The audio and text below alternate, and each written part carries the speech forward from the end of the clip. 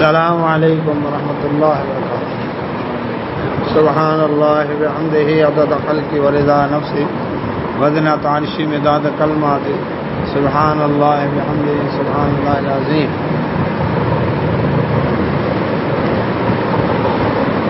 پانچواں پارہ ہے سورہ النساء اور اس کی آیت نمبر ہے 100۔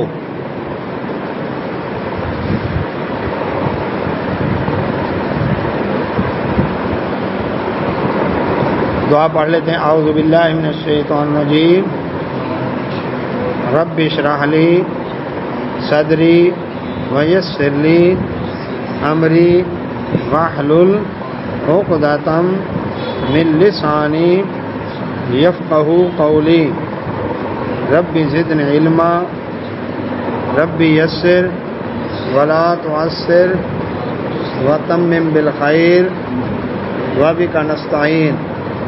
اللهم صل على محمد وعلى آل محمد كما صليت على إبراهيم وعلى آل إبراهيم إنك حميد مجيد۔ اللهم بارك على محمد وعلى آل محمد كما باركت على إبراهيم وعلى آل إبراهيم إنك حميد مجيد۔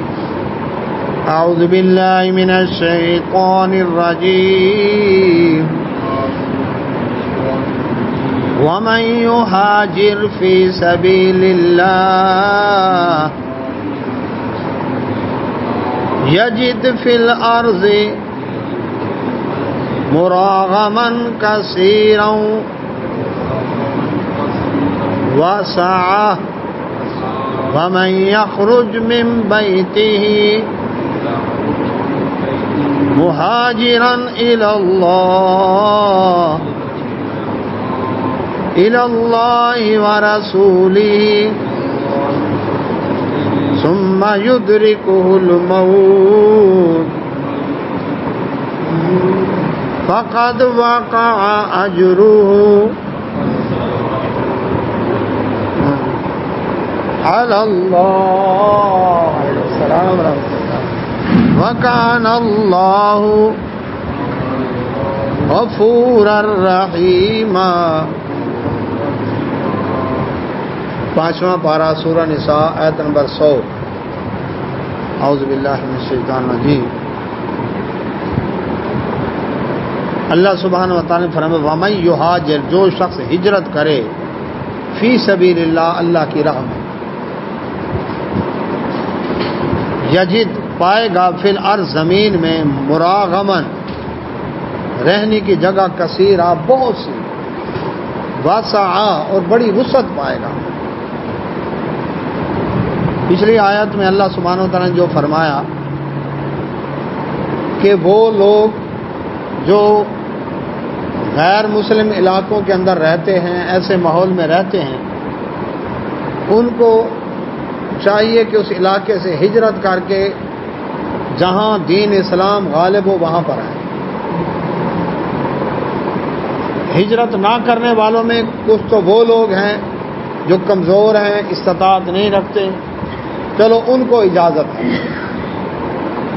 لیکن جو ہجرت کرنے کی طاقت رکھتے ہیں اور دنیا کی محبت میں، رشتہ داروں خاندان کی محبت میں وہ علاقہ چھوڑنا گوارا نہیں کرتے، تو اللہ سبحانہ و تعالیٰ نے ان کے لیے کیا فرمایا، جب روح قبض کرنے کے لیے فرشتے آئیں گے تو خوب کانٹا لگائیں گے۔ آیت نمبر 100۔ تو اللہ سبحانہ و تعالیٰ نے فرماتے ہیں کہ جو شخص اللہ کی راہ میں ہجرت کرے گا، اب جو اللہ کی راہ میں ہجرت کرے گا گھر بار چھوڑے گا، ایمان بچا کر نکلا ہے، رشتہ داریاں تعلق چھوڑے گا، اللہ تعالیٰ فرماتے ہیں چونکہ میری راہ میں نکلا ہے اس لیے میں اس کو ضائع نہیں ہونے دوں گا۔ فرمایا جو اللہ کی راہ میں ہجرت کرتا ہے، یجد فی الارض مراغما کثیرا، زمین میں رہنے کی بڑی جگہ مل جائے گی اس کو، واسع اور اللہ بڑی وسعت عطا کرے گا۔ اب دیکھیں مکہ مکرمہ سے ہجرت کر کے مدینہ منورہ آئے، اللہ نے انصار کے دل میں محبت ڈالی، انہوں نے ان کو اپنا بھائی بنا لیا، رہائشیں بھی مل گئیں، مکہ والوں نے دھکے دیے، مدینہ والوں نے سینے سے لگایا، مکہ والوں نے پتھر برسائے، مدینہ والوں نے آنکھیں بچھائی۔ انہوں نے پھول برسائے، مکہ والوں نے کانٹے بچھائے اور مدینہ والوں نے آنکھیں بچھائے۔ مکہ والوں نے سب کو چھین لیا، مدینہ والوں نے کہا سب کچھ حاضر ہے۔ ملا کہ نہیں ملا؟ باغوں میں، کھیتوں کھلیانوں کے اندر انہوں نے اپنے کاروبار میں ان کو شریک کر لیا، بیویاں تک دینے کو تیار ہو گئے کہ جو پسند کرو میں اس کو طلاق دیتا ہوں، عدت کے بعد تیرے نکاح میں آ جائے گی۔ اتنی محبت ڈال دی، یہ اللہ کا وعدہ ہے۔ انڈیا سے جو ہجرت کر کے آئے پاکستان، کس لیے آئے تھے؟ بڑی بڑی حویلیوں کے مالک تھے، بڑا کاروبار جمع ہوا تھا ان کا، صدیوں سے رہ رہے تھے وہاں پر، صرف کلمے کی محبت میں آیا نا کہ پاکستان کا مطلب کیا، لا الہ الا اللہ، اسی وجہ سے آئے۔ انہوں نے حویلیاں قربان کی، کاروبار قربان کیے، رشتے دار چھوڑے، راستے میں شہادتیں ہوئیں، زخمی ہوئے، یہاں پر پہنچے۔ ایمانداری سے بتائیں اللہ نے وسعت دیا کہ نہیں دی؟ اللہ تعالیٰ نے وسعت دی۔ ریواڑی والے ایک دادا کے دو بیٹے تھے، جھیل کے سامنے جو قلعہ ہے فوجی قلعہ، یہاں پر ان کے خیمے لگے تھے جب پاکستان بنا۔ مجھے انہی کے آدمی نے بتایا۔ اب وہاں پر جب الاٹمنٹ ہوئی، کیونکہ یہ ادھر سے چھوڑ کر آئے تو ادھر سے کہیں ہندو چھوڑ کر ہندوستان گئے، پاکستان سے کہیں ہندو چھوڑ کر علاقے گئے۔ اب ان کو انہوں نے کہا کہ ہم تمہیں فلاں جگہ آباد کرتے ہیں۔ انہوں نے کہا جی نہیں جی، ہم ایک دادا کی اولاد ہیں، ہمیں ایک جگہ پر رکھا جائے۔ رشید آباد والی جگہ ان کو الاٹ کی گئی، سارے واڑے والے وہاں ہیں، ٹھیک ہے نا؟ ایمانداری سے بتائیں آبادی بڑی ان کی، وسائل ملے ان کو، چھوٹے چھوٹے بچے کام کاج میں لگے ہوئے ہیں۔ کبھی انہوں نے شکایت کی کہ روزی روٹی کی تنگی، 10 15 بچے ہیں، سب کما رہے ہیں، پاور لومیں لگی ہوئی ہیں، جا کر دیکھیں کتنا کاروبار وسیع۔ ایک ہجرت، دوسرا نماز کی برکت، نمازی ہیں۔ اسی طرح سے اپنے مہاجر بھائی روہتک حصار چھوڑ کر آئے، گڑگاواں چھوڑ کر آئے، امرتسر فیروز پور چھوڑ کر آئے، یہاں پر کاروبار کر رہے ہیں کہ نہیں کر رہے؟ تین ٹپر اٹھانا ہی صحیح، ریڈی لگا کر ہی صحیح، بچے بڑے لگے ہوئے ہیں کاروبار میں کہ نہیں؟ اللہ کا وعدہ ہے جو اللہ کی راہ میں ہجرت کرے گا وہ کیا ہوگا؟ اللہ اس کو زمین میں بڑی جگہ دے گا۔ ملتان کی حسین گئے مارکیٹ میں چھائے ہوئے ہیں کہ نہیں؟ پٹھان ہجرت کر کے آئے ادھر سے، یہ مجھے یاد ہے، حسین گئے فٹ پاتھ پر بڑے چھابے کے اندر پرانے جوتے پالش کر کے بیچتے تھے، یاد ہے؟ اور اب مارکیٹوں کے مالک بنے بیٹھے ہیں۔ کیا ہے؟ نماز کا، ہاں جھگیاں تھیں، باڑا مارکیٹ بن گئی ہے، باڑا مارکیٹ بن گئی ہے، پلازے بن گئے۔ اس کی وجہ ایک یہ بھی ہے کہ ہجرت محنتی قوم ہے، چائے کی کیتلی ابلے ہوئے انڈے سے کام شروع کرتے ہیں اور پتہ چلتے ہیں مارکیٹوں کے مالک بن گئے۔ نماز نہیں چھوڑتے، نماز نہیں چھوڑتے، تو جو اللہ کے گھر کو آباد کرے گا اللہ ان کو نہیں آباد کرے گا۔ تو دیکھ لیں اللہ تعالیٰ کا وعدہ ہے جو اللہ کی راہ میں ہجرت کرے گا زمین میں بڑی جگہ پائے گا، پھر اللہ بڑی وسعت دے گا۔ ایک مٹھائی کی دکان تھی ملتان میں، ریواڑی والے حسین گئی چڑھائی پر، وہی تھے نا اصلی، معیار دیا۔ اب کتنی دکان ہے ریواڑی کی ملتان میں؟ تو مقصد کیا ہے؟ یہ اللہ کا وعدہ ہے، یہ قرآن کی صداقت کی دلیل ہے۔ 1444 سال پہلے جو بات کی آج بھی صحیح ہے۔ افغانستان سے جو ہجرت کر کے آئے، پاکستان کے اندر ان کے شناختی کارڈ بنے ہوئے ہیں، بڑی بڑی جگہوں کے مالک بنے بیٹھے ہیں۔ تو جو اللہ کی راہ میں ہجرت کرے گا، اللہ کا وعدہ ہے زمین میں بڑی جگہ پائے گا رہائش کے لیے اور بڑی وسعت ملے گی اس کو۔ وَمَن يَخْرُجْ، اب ہجرت کے لیے نکلا، جو شخص نکلا من بیتی اپنے گھر سے، مہاجرن ہجرت کرنے والا بن کر، الی اللہ اللہ کی طرف، ورسول اس کے رسول صلی اللہ علیہ وسلم، اللہ اس کے رسول صلی اللہ علیہ وسلم کی طرف ہجرت کرنے کے لیے جو شخص گھر سے نکلا، ثم پھر یدرکہ آ پہنچی اس کو الموت موت، راستے میں موت آ گئی، فرمایا فقط تحقیق واقع ہو گیا اجر اس کا اجر اللہ اللہ کے ذمہ۔ ایک صحابی نے ہجرت کی، راستے میں سانپ نے ڈس لیا، آیت نازل ہوئی کہ جو اللہ کی راہ میں نکلا ہے، راستے میں موت آ گئی، اس کا اجر پکا ہو گیا۔ سفر جہاد کا ہو، حج کا ہو، عمرے کا ہو، دین کا علم حاصل کرنے کے لیے، حلال روزی کمانے کے لیے نکلا، گھر سے نکلا تو کیا ہے، اس کا اجر پکا ہو گیا۔ کل حدیث بیان کی تھی وعلیکم السلام کہ اللہ کے نبی صلی اللہ علیہ وسلم فرمایا جب آدمی ایمان قبول کرتا ہے شیطان آتا ہے، اوے باپ دادا کا دین چھوڑ دے گا، وہ رسم و رواج چھوڑ دے گا، لوگ کیا کہیں گے، بڑی تکلیفیں آئیں گی، مصیبتیں آئیں گی، یہ ہوگا وہ ہوگا، یہ اس کو ٹھوکر مار کر آگے نکل گئے۔ ایمان پر ایسا ڈرتا ہے کہ لوگ اس کو جتنا تنگ کرتے ہیں، یہ اللہ کی راہ میں ہجرت گوارا کر لیتا ہے لیکن ایمان نہیں چھوڑتا، ہجرت کرنے لگتا ہے، شیطان تو اپنا گھر بار چھوڑ کے جائے گا، بچپنی گلیاں محلے یار دوست رشتہ دار، یہ شیطان کو ایک طرف کرتا ہے، ہجرت کر کے نکل جاتا ہے، آگے جاتا ہے۔ اللہ تو کیا ہے،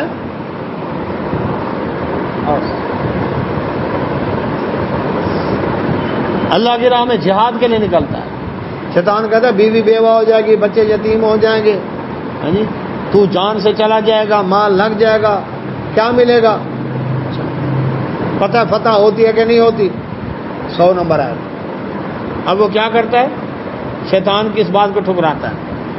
اللہ کے نبی صلی اللہ علیہ وسلم فرمایا، اللہ تعالیٰ فرماتے ہیں کہ اس کو اب اجر ملنا چاہیے کہ نہیں، اس نے ایسا کردار پیش کیا، اجر ملنا چاہیے کہ نہیں ملنا چاہیے۔ اب وہ کیا ہوتا ہے، وعلیکم السلام ورحمۃ اللہ، اب وہ یہ ہوتا ہے کہ اس کو اللہ تعالیٰ اجر دیتا ہے، اللہ کی راہ میں شہید ہو گیا تب بھی اجر پکا، جیت کر آیا غازی بنا تب بھی اجر پکا، راستے میں موت آ گئی تب بھی موت آ گئی تب بھی اس کا اجر پکا نکلا ہے نا، ڈوب کر مرے، جل کر مرے، دب کر مرے، طاعون سے مرے، پیٹ کی بیماری سے مرے، اس کا اجر پکا ہو گیا، موت جیسے بھی آئے۔ ایک صحابی نے احرام باندھا، اونٹنی پر سوار ہوا، لبیک کہا، اونٹنی بھدکی، اونٹنی اوپر سے نیچے گرا، گردن ٹوٹی اور شہید ہو گیا۔ نبی صلی اللہ علیہ وسلم فرمایا اس کو کیا کرو، اسی طرح حالت احرام کے اندر انہی چادروں میں سر ڈھانکے بغیر اس کو جنازہ پڑھ کے دفن کر دو، قیامت بولتے ہیں لبیک کہتا ہوا اٹھے گا، اس کو اب خوشبو بھی نہیں لگانی اور اس کا سر بھی نہیں ڈھانکنا، کیونکہ احرام والے کا سر ننگا ہوتا ہے نا، اسی طرح تو جو اللہ کی راہ میں نکلا، آیت نمبر 100، ہجرت کے لیے اللہ اس کے رسول صلی اللہ علیہ وسلم، تو راستے میں آ گئی موت، فقد واقع اجرہ علی اللہ، اس کا اجر اللہ کے ذمہ ہو گیا، وکان اللہ، اور ہے اللہ تعالیٰ غفوراً، بخشنے والا، رحیمہ، رحم کرنے والا، کوئی غلطی کوتاہی ہوئی ہے تو اللہ تعالیٰ معاف کر۔ آیت نمبر 101، وَإِذَا، اور جب ضربتم، تم سفر کرو، فی الارض، زمین میں سفر کے لیے نکلے ہو، فلیس علیکم، تو کوئی نہیں ہے تم پر، جناح، کوئی حرج، ان تقصروا، کہ تم قصر کرو، کمی کرو، من الصلاۃ، نماز میں۔ اللہ سبحانہ و تعالیٰ نے اس آیت مبارکہ میں ایک سہولت دی ہے، اللہ کی راہ میں نکلا ہے، نماز فرض ہے۔ اب مسافر سفر میں سامان ادھر اٹھا ادھر رکھ، گاڑی کا انتظار، سواری کا انتظار، گرمی ہے، تھکاوٹ ہے، بھوک ہے، پیاس ہے، اللہ تبارک نے رعایت کر دی۔ فرمایا کوئی حرج نہیں، اگر تم سفر پہ نکلے ہو تو نماز قصر مانا کمی کرنا، اس کو کم کر دو، کوئی بات کم کتنی کر دو، وہ اللہ کے نبی صلی اللہ علیہ وسلم نے کر کے بتائی۔ صبح کی نماز سنتے نہیں چھوڑتے تھے، نہ سفر میں نہ گھر میں، صبح کی نماز پوری پڑھنی، مغرب کی 3 رکعت فرض پورے پڑھنے، ظہر عصر اور عشاء 4 رکعتیں، ان کی 2 رکعتیں ہو جائیں۔ ٹھیک ہے، یہ اللہ کے نبی صلی اللہ علیہ وسلم نے فرمایا۔ بعض صحابہ قصر کرتے تھے، بعض نہیں کرتے تھے۔ رسول اللہ صلی اللہ علیہ وسلم نے فرمایا اللہ نے اللہ اکبر ایک انعام دیا ہے، احسان کیا تمہارے اوپر، قبول کیوں نہیں کرتے؟ اسے قصر کرنا لازم ہے۔ مقامی امام ہے، مقیم ہے، 4 رکعتیں پڑھا رہا ہے، اب آپ نے بھی 4 پڑھنی، پھر قصر نہیں کرنی کہ میں تو مسافر ہوں 2 پڑھ کے سلام پھیر دوں نا۔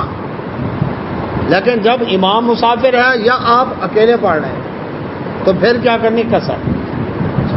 عشاء کے وتر اور صبح کی 2 سنتے ہیں، نہ سفر میں چھوڑتے نہ گھر میں چھوڑتے، یہ وتر بھی ضرور پڑھنا ہے، چاہے ایک بھی پڑھے۔ اس کے بعد مسافر کے لیے سفر، کتنا سفر ہو، کتنے دنوں کا ہو، یعنی کتنا سفر ہو اور کتنے دنوں کا ہو، جس کے اوپر کیا ہوگا؟ یہ قصر ہوگی۔ اس کے بارے میں حدیث کے اندر جو آتا ہے،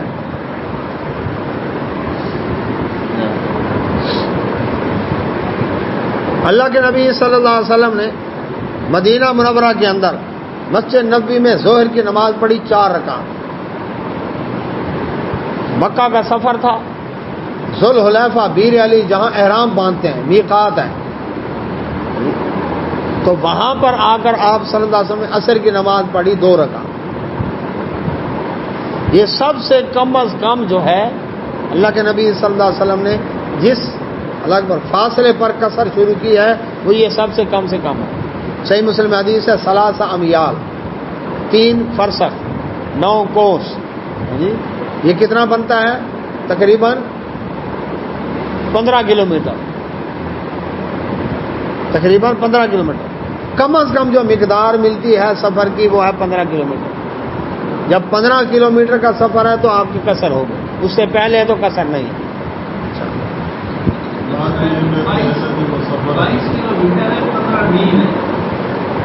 3 امیال 3 میل لفظ ہیں حدیث میں، صحیح مسلم میں۔ اچھا، وہ جو میل تھا نا، اس میل کی انہوں نے ڈیفینیشن کی کہ وہ بنتا ہے 9 کوس، جی، اور 9 کوس جو ہے وہ بنتا ہے تقریباً 12 سے 15 کلومیٹر، تو احتیاطاً 15 کلومیٹر کا فاصلہ یہ ہونا چاہیے۔ اب دیکھیں نا، مسجد نبوی اور بیر علی کتنا فاصلہ ہے؟ اتنا ہی ہے تقریباً، اور یہ حدیث میں کنفرم ہے۔ وہاں آپ نے ظہر کی 4 پڑھی، یہاں آپ نے عصر کی 2 پڑھی، یہی 15 کلومیٹر بتا رہا ہوں نا، احتیاط۔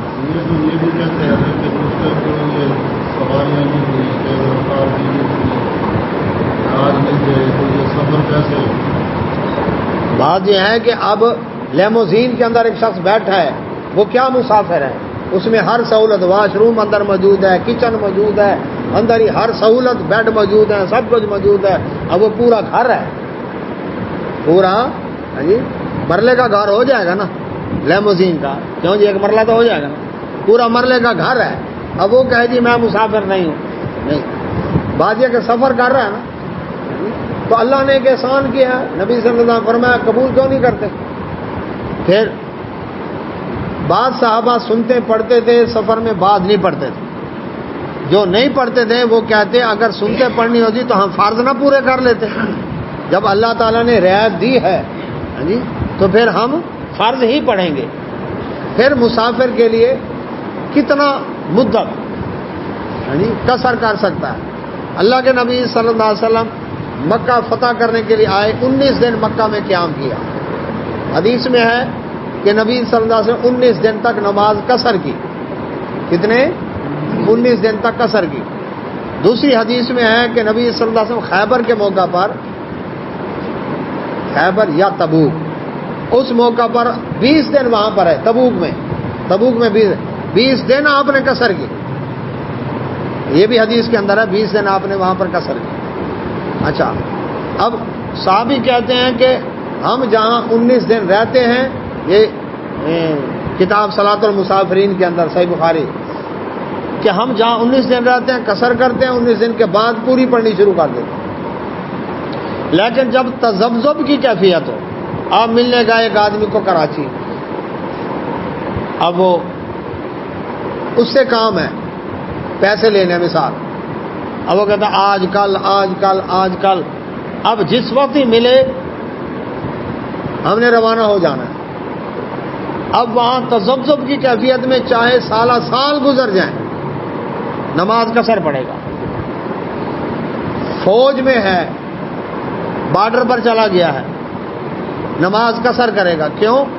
کوئی پتہ نہیں کس وقت آرڈر آ جائے فلاں جگہ آپ چلے جاؤ، وہ ہے سفر میں، سامان ساتھ بندھا ہوا ہے اس کے۔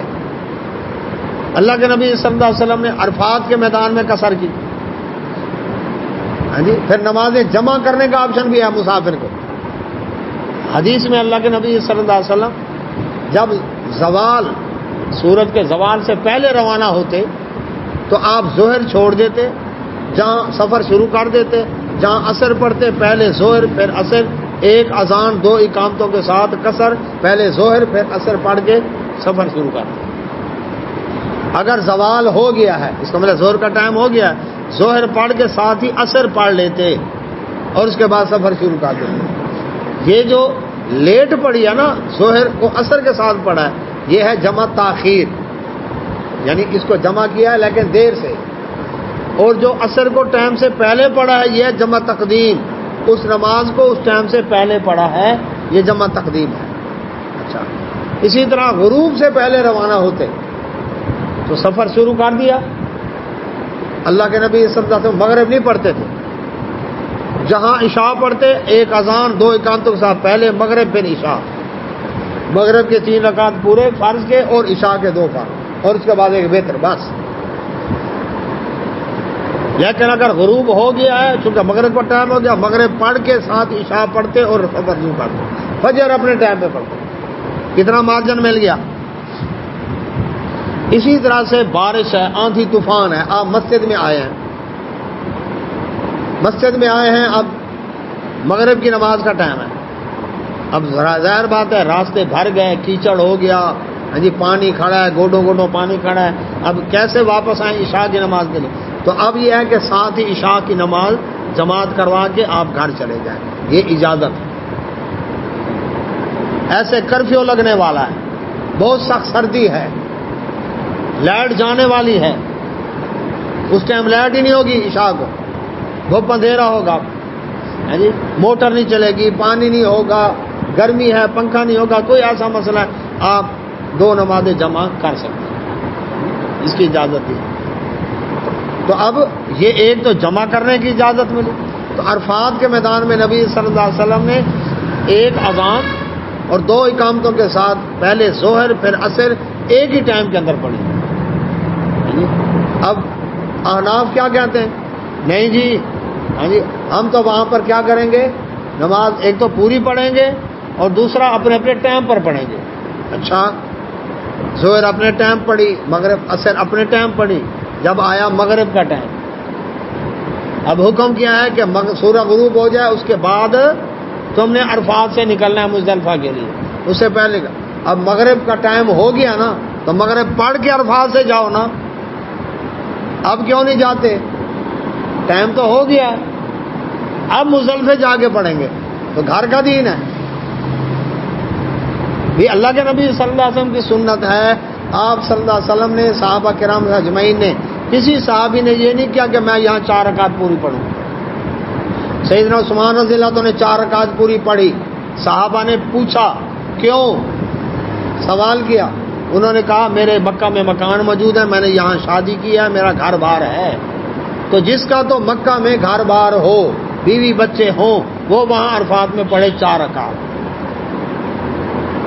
لیکن جو گیا یہاں سے تو اس نے عرفات میں کیا کرنا ہے؟ قصر کرنی ہے. ظہر عصر اکٹھی پڑھنی ہے، قصر کر کے پڑھنی ہے. ایک مینا کے اندر قصر کر کے ہر نماز اپنے ٹائم پر پڑھنی ہے. ظہر کے ٹائم ظہر، عصر کے ٹائم عصر، مغرب اپنے ٹائم پر اور عشاء اپنے ٹائم پر، فجر اپنے ٹائم پر. وہاں پر جمع نہیں ہے، وہاں پر کیا ہے؟ وہاں پر قصر ہے. کئی لوگ وہاں بھی قصر نہیں کرتے، نہ کرو، لیکن نبی صلی اللہ علیہ وسلم کا طریقہ کیا ہے؟ وہ یہی ہے. اس کے بعد کیا ہے؟ اللہ کے نبی محمد رسول اللہ صلی اللہ علیہ وسلم آپ نے فاصلہ بھی عمل سے بتا دیا، اور دوسرے نمبر پر مدت بھی آ گئی.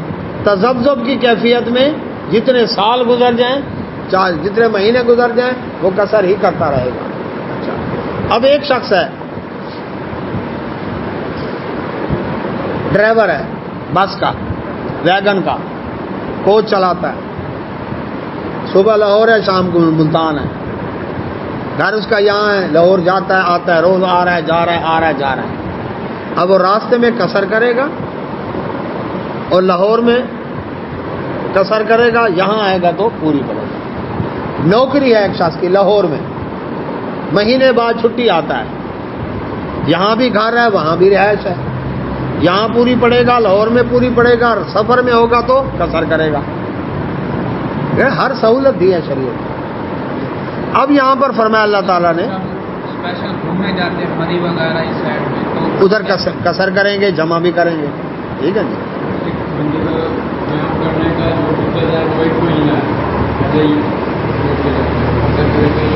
ہاں تو وہاں جا کر پوری پڑے گا، وہاں جا کر پوری پڑے گا، راستے میں قصر کرے گا، جمع بھی کرے گا. ٹھیک ہے، دونوں سہولت.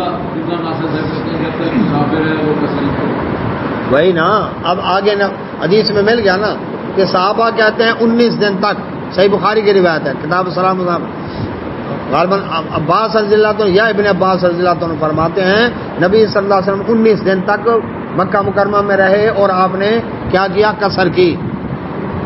ہم بھی جہاں 19 دن رہتے ہیں تو قصر کرتے ہیں، 19 دن کے بعد پوری پڑھنی شروع کر دیتے ہیں. وہاں جا کر 19 دن قصر کرے، ایک مہینہ 19 دن تک قصر کرے، 19 دن کے 19 دن تک قصر کرے، اس کے بعد پوری پڑھے. ٹھیک ہے. تو اپنے اتحاد کی نسبت صحابی کا اتحاد سے فائدہ اٹھائیں، جس کی دلیل بھی ملتی ہے. تو اللہ تعالیٰ فرماتے ہیں وَإِذَا ضَرَبْتُمْ، جب تم سفر کرو فی الارض زمین میں، فَلَيْسَ عَلَيْكُمْ، پس نہیں ہے کوئی جناح حرج ان تقصروا، کہ تم کمی کر دو من الصلاۃ، نماز میں کمی وہی ہوگی جو شریعت نے بتائی ہے. ان خفتم، اگر تمہیں ڈر ہو، ان یفتنکم، کہ فتنے میں مبتلا کر دیں گے تمہیں، الذین، وہ لوگ کفر جنہوں نے کفر کیا. اب 101 نمبر آیت سورہ نساء. یعنی اگر ظاہر بات ہے سفر میں نکلے ہو، اب اس وقت کیا تھا، عرب میں ان کے سارے کیا ہیں؟ قبیلے دشمن ہیں، تو اس لیے کیا فرمایا تم قصر کر لو. اچھا، اب اس سے ایک ڈاؤٹ پیدا ہوتا ہے کہ کیا صرف جب دشمن کا ڈر ہو اسی وقت قصر کریں؟ نبی صلی اللہ علیہ وسلم کے عمل سے یہی سوال کیا آپ سے صحابہ نے، کیا جب دشمن کا ڈر ہو اس وقت قصر کریں؟ آپ نے فرمایا اللہ کا احسان ہے، قبول کیوں نہیں کرتے؟ ہر سفر میں کرو. تو اب یہ ہر سفر سے اجازت حدیث کی روح سے مل گئی. اچھا، یہ نا جمعے والے دن تو ہوتی 2 رکعت. ہاں جی. اگر سفر کے اندر ہے جمعہ ملے گا تو 2 پڑھے گا، جب امام اکیلی پڑھے گا تو ظہر پڑھے گا، وہ بھی 2 رکعت پڑھے گا.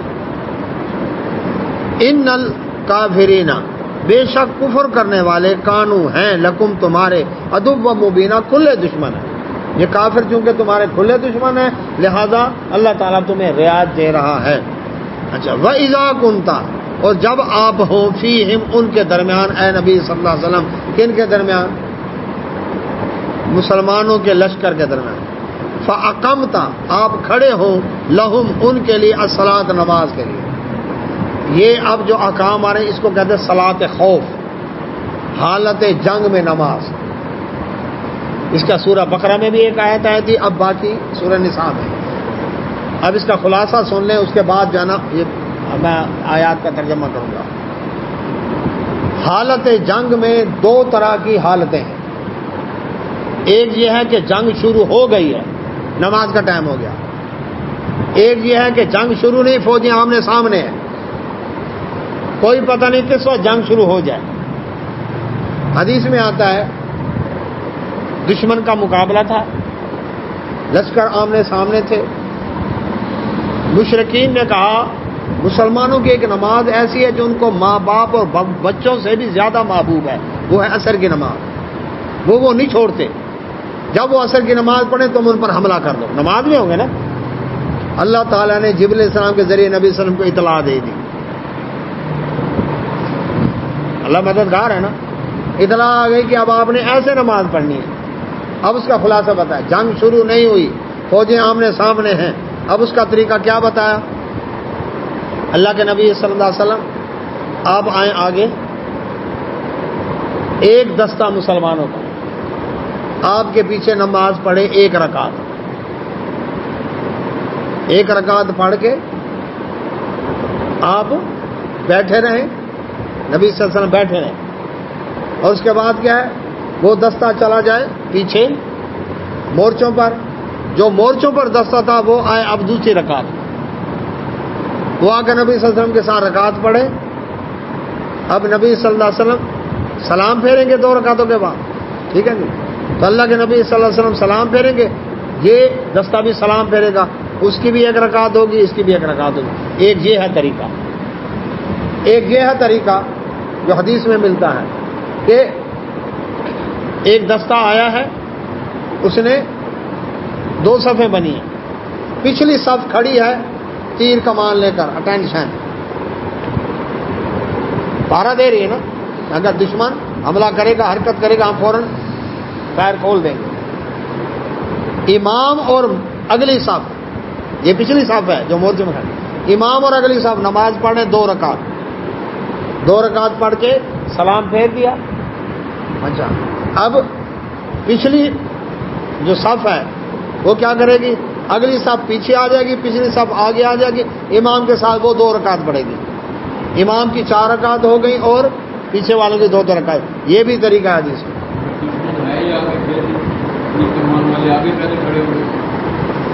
وہ پیچھے آ گئے نا. اب اگلی صف والے نے نماز پڑھ لی، اب یہ پیچھے آ جائیں گے ان کی جگہ پر پچھلی صف میں.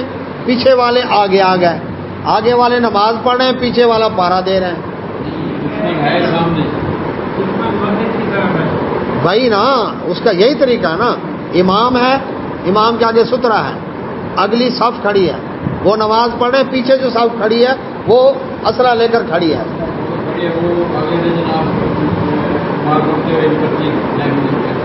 بات یہ ہے کہ یہ کھڑے ہیں نا، ان کے اوپر نظر رکھے ہوئے ہیں.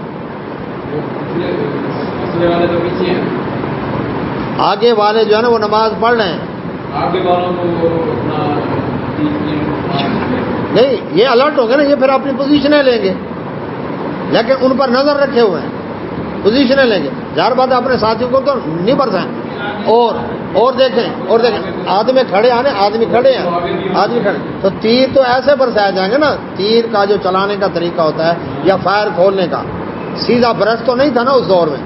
اس کا یہ ہوتا کہ ایسے تیر چھوڑتے، وہ جا کر ایسے جا کر لگے گا.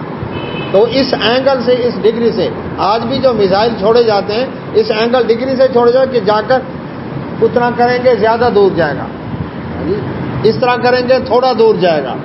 جتنا ڈگری اونچی ہوگی وہ ان کو حساب کا پتہ ہے، ٹریننگ دی جاتی ہے. اس زاویے پر رکھیں گے تو اتنے فاصلے پر مار کرے گا اس کے بارے میں. اچھا، اب آ گیا یہ، وہ پھر جنگ کی اس لیے مختلف پوزیشنیں بتا دی ہیں نا کہ ان میں سے جو آپشن، چونکہ جنگ کے حالات کا پتہ نہیں، اسی طرح سے نماز کا بھی طریقہ بتایا جا رہا ہے کہ ایک یہ آپشن ہے، ایک یہ آپشن ہے. اب اگر ہے کہ حملے کا فوری خطرہ ہے پھر وہ ایک صف کھڑی ہوگی، دوسری مورچوں پر ہے. حالات ٹھنڈے ہیں ذرا، پچھلی صف کھڑی ہے، الرٹ، اگلی نماز پڑھ رہی ہے. یہ 2 آپشن آ گیا نا.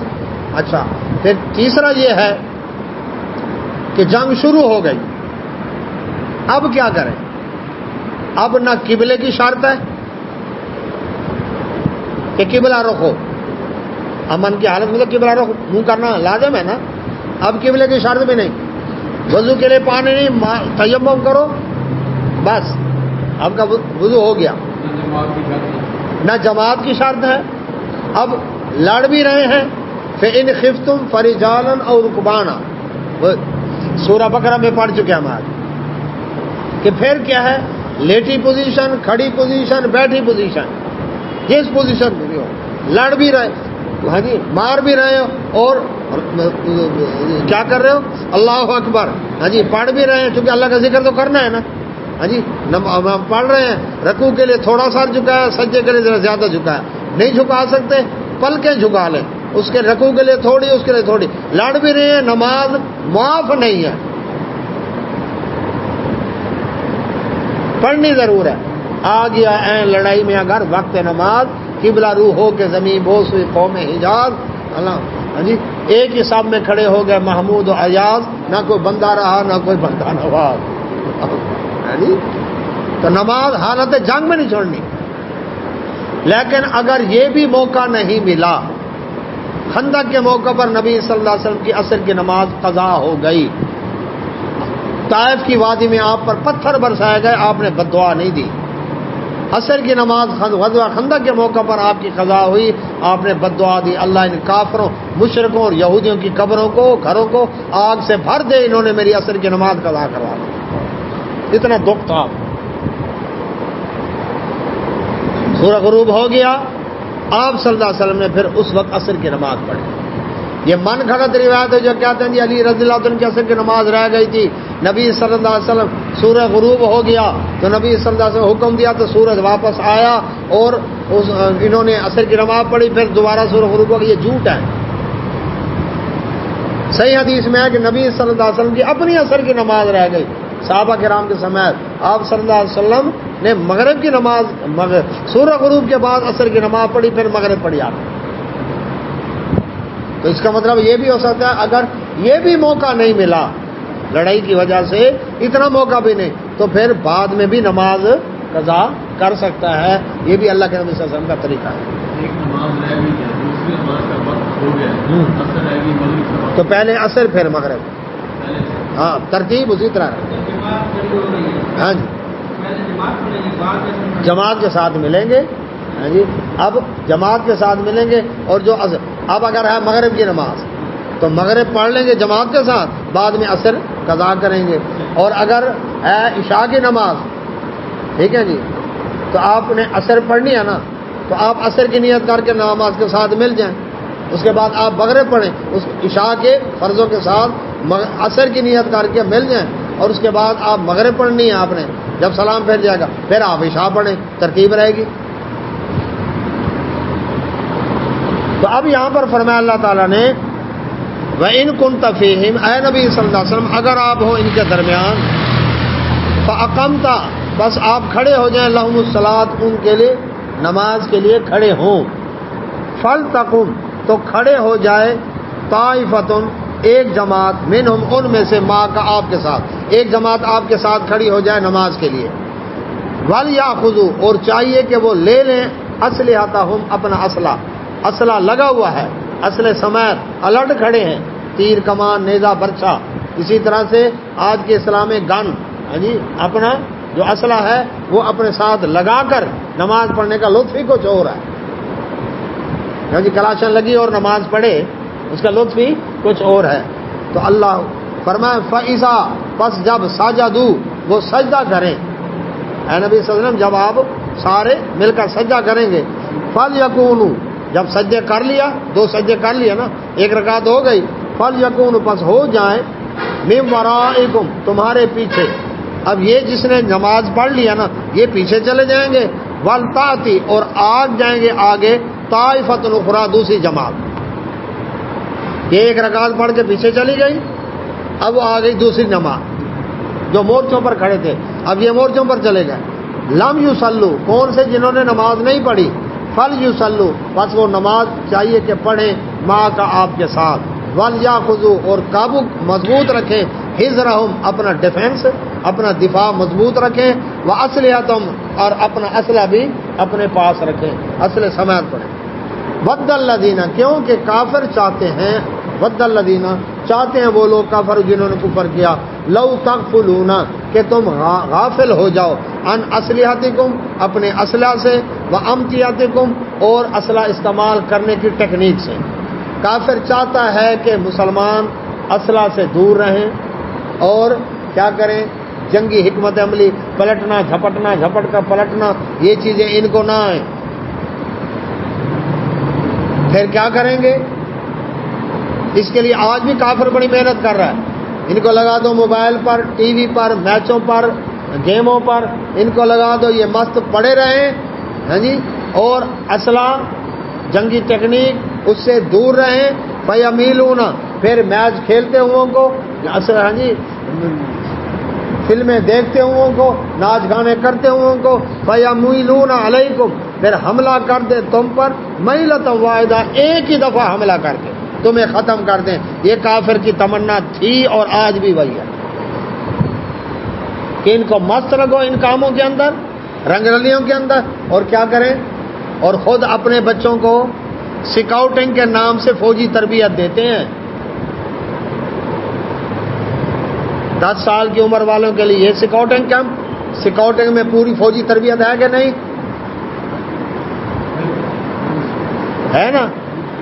نام ہے رضاکار، اصل فوجی تربیت ہے۔ اس کے بعد ہاں جی جب پہنچ گیا 9ویں 10ویں کلاس میں، اس کے لیے پھر الگ سے کیمپ، کالج میں آ گئے الگ سے کیمپ، ہاں جی NCC کرواتے تھے کالج کے اندر، ہاں جی لڑکیوں کو بھی لڑکوں کو بھی ساری ختم کر دی۔ قوم نے بلے پکڑ لیے، پب جی اور اللہ اکبر فری فائر پر آ گئے، تو بیڑا غرق ہوا کہ نہیں ہوا؟ کتنی بڑی افرادی قوت ہے، ضائع ہو گئی کہ نہ ہوئی؟ عیاش بن گئے، کوئی نشے میں لگ گیا، ہاں جی اب لگے ہوئے ہیں جی منشیات روکو، اور ان کو اچھی ایکٹیویٹیز دو گے تو وہ اللہ اکبر غلط کاموں سے باز ہیں۔ ڈیٹ مارنے کالج کے لڑکے ہی پہنچتے ہیں نا، یونیورسٹی کی لڑکیاں ہی پہنچتی ہیں نا، اور کون پہنچتے ہیں؟ تو یہ کیا ہے؟ عیاش بنا دیا۔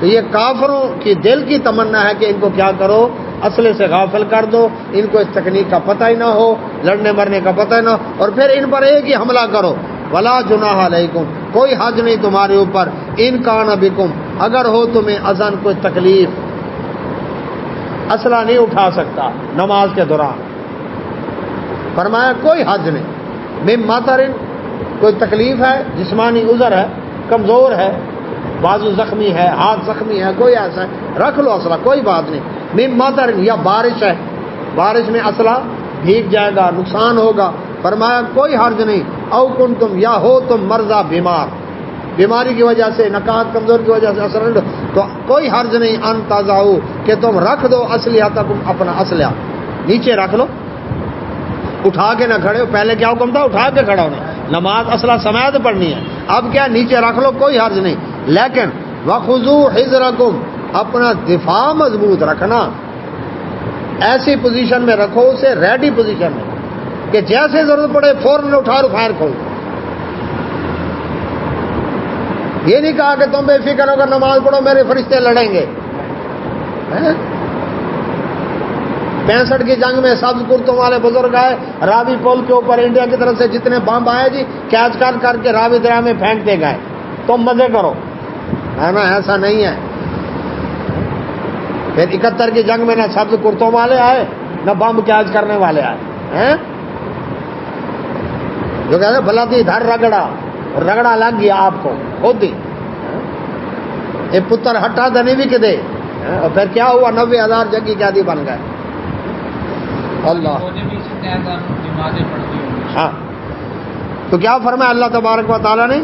خذوا حذرکم اپنا ڈیفنس مضبوط رکھو، ان اللہ بے شک اللہ تعالیٰ اعد اس نے تیار کر رکھا ہے للکافرین کافروں کے لیے عذاب مہینہ رسوا کرنے والا عذاب، تمہارے ہاتھوں مروائے گا اللہ ان کو۔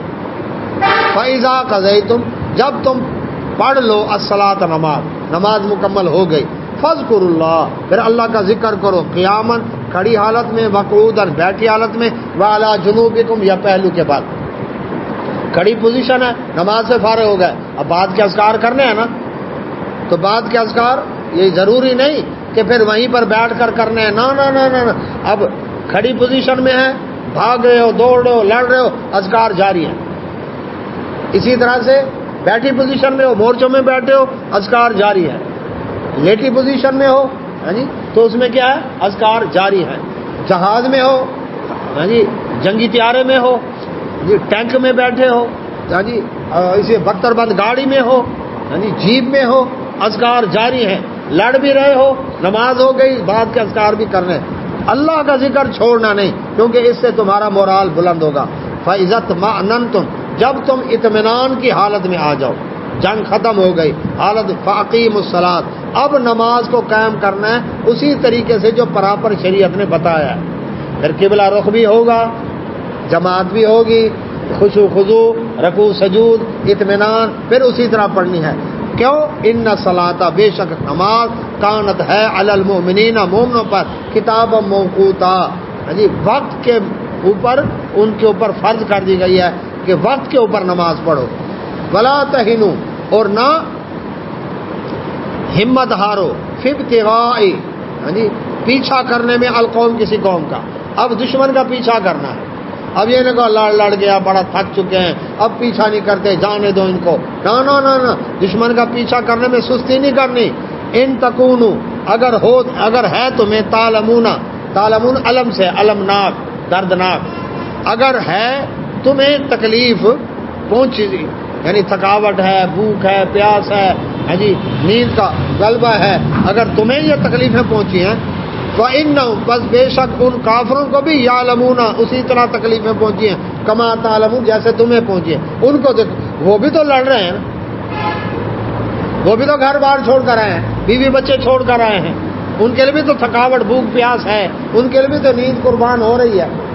تو دیکھو ان کو دیکھا, جب وہ وترجونا, تم امید رکھتے ہو, من اللہ سے, مالا یرجون, جبکہ وہ امید نہیں رکھتے. تمہیں تو پھر اجر کی امید ہے, وہ باطل کی خاطر لڑنے آئے ہیں, ان کو کوئی اجر نہیں ملنا, اور تم حق کی خاطر لڑنے آئے ہو, تمہیں اس کا اجر ملے گا. تو تم ان کو دیکھو, اور پھر تم کیوں سستی کرتے ہو. وکان اللہ, اور ہے اللہ تعالیٰ, علیمن حکیمہ, جاننے والا اور حکمت والا ہے. لہذا دشمن کا پیچھا کرنے میں, تعاقب کرنے میں سستی نہیں کرنی, تاکہ اس کی اچھی طرح کمر توڑ کے رکھ دو. اللہ سے دعا, اللہ سب نے عمل توفیق عطا فرمائے. وآخر دعوانا الحمدللہ, سبحانک اللہم و بحمدک, اشہد ان لا الہ الا